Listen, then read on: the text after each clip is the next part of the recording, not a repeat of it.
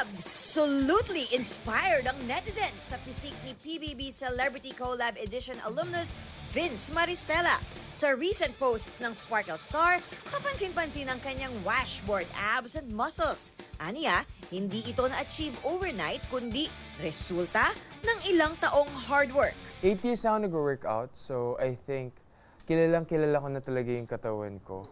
Nagda-diet na ako since 2021. Nung Siargao na yun, gusto ko lang din talaga i-showcase yung hard work ko.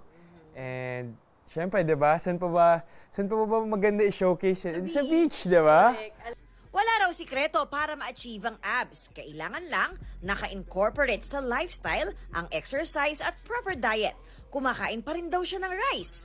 Depende din sa training ko since minsan nagka-cardio ako, mas kailangan ko ng energy.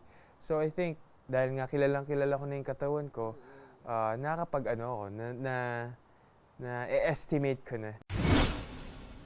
Sa posts ni Vince, kitang nag-enjoy siya sa recent getaway sa Siargao. Kasama niya ang PBB batchmates na sina Kira Ballinger, Ralph De Leon at AZ Martinez.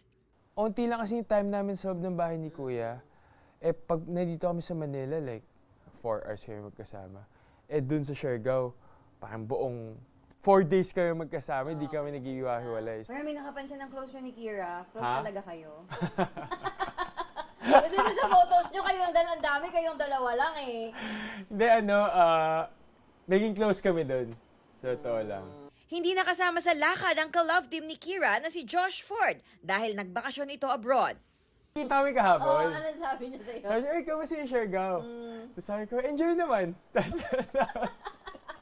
inulit niya ulit, kamusta Siargao? Enjoy nga! Dapat magkakasama kami nun. Kaso si Josh, nasa UK siya. Doon siya nag-New Year, doon din siya nag-Christmas. So, family din kasi niya yun. So alam mo yun, next time na lang. Mali mo sa birthday ko sa March, di ba? Recharged and ready na si Vince para sa 2026 at maraming aabangan ng fans.